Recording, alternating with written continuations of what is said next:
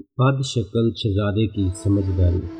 ایک دفعہ کا ذکر ہے کہ ایک ملک میں ایک شہزادہ تھا جو بدصورت تھا اور اس کا قد بھی چھوٹا تھا۔ اس کے دوسرے بھائی نہایت خوبصورت اور صحت میں اچھے تھے۔ ایک دن بادشاہ نے بدصورت شہزادے کو حقارت سے دیکھا۔ شہزادے نے اپنی ذہانت سے باپ کی نظر کا اندازہ لگا لیا اور کہا، اے ابا جان، ضروری نہیں کہ جو چیز دیکھنے میں بڑی ہو وہ قیمت میں بھی بڑی ہو۔ دیکھیں ہاتھی کتنا بڑا ہوتا ہے مگر اسے حرام سمجھا جاتا ہے، جبکہ بکری کتنی چھوٹی ہوتی ہے مگر اس کا گوشت حلال ہے۔ دنیا کے تمام پہاڑوں کے مقابلے میں کوہ طور چھوٹا ہے، لیکن خدا کے نزدیک اس کی عزت بہت زیادہ ہے۔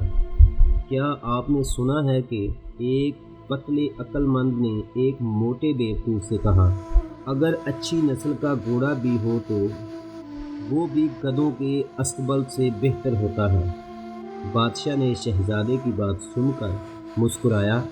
تمام امیر اور وزیر خوش ہوئے اور سب کو اس کی بات بہت پسند آئی، لیکن شہزادے کے دوسرے بھائی اس سے حسد کرنے لگے اور رنجیدہ ہو گئے۔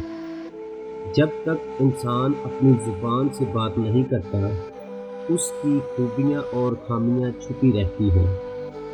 اسی دوران بادشاہ کو ایک زبردست دشمن کا سامنا کرنا پڑا۔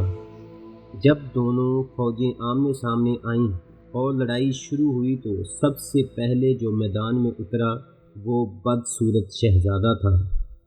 اس نے پکار کر کہا، میں وہ آدمی نہیں ہوں کہ تم لڑائی کے دن میری پیٹھ دیکھو گے۔ میں ایسا بہادر ہوں کہ تم میرا سر خاک میں اور خون میں لت پت دیکھو گے، یعنی میں دشمن سے لڑتے لڑتے جان دے دوں گا مگر ہمت نہیں ہاروں گا۔ جو لوگ لڑائی پر بلا وجہ آمادہ ہوتے ہیں وہ اپنے خون سے کھیلتے ہیں، اور جو لڑائی کے میدان سے بھاگ جاتے ہیں وہ پوری فوج کے خون کے ساتھ کھیلتے ہیں۔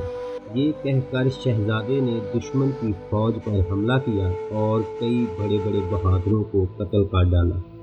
جب وہ باپ کے پاس آیا تو ادب سے کہا، ابا جان، آپ نے میرے دبلے پتلے جسم کو ذلت کی نگاہ سے دیکھا اور میرے ہنر کی قدر نہیں کی۔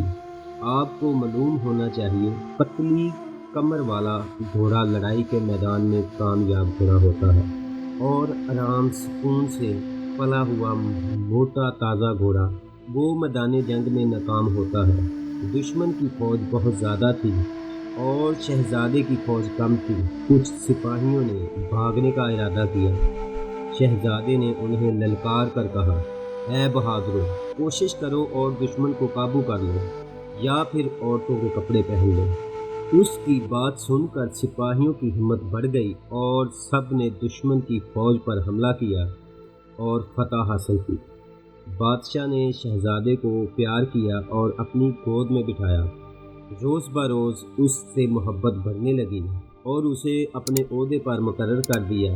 دوسرے بھائیوں نے یہ دیکھا تو حسد کی آگ میں جلنے لگے اور ایک دن بد شکل شہزادے کے کھانے میں زہر ملا دیا۔ اس کی بہن نے کھڑکی سے دیکھ لیا اور خبردار کرنے کے لیے کھڑکی کے دروازے کو زور سے بند کیا۔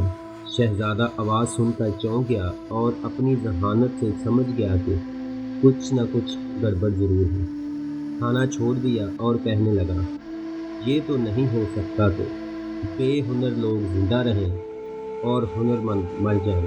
اگر ہم دنیا میں ختم ہو جائیں تو تب بھی کوئی الو کے سائے میں بیٹھنا پسند نہیں کرے گا۔ باپ کو اس واقعات کی اطلاع ملی تو اس نے شہزادے کے سب بھائیوں کو بلایا اور انہیں مناسب سزا دی۔ اس کے بعد ہر ایک کو ملک کا ایک ایک حصہ دے دیا تاکہ آپس میں جھگڑا فساد نہ کریں۔ اس طرح فتنہ اور فساد ختم ہو جائے گا۔ شکریہ۔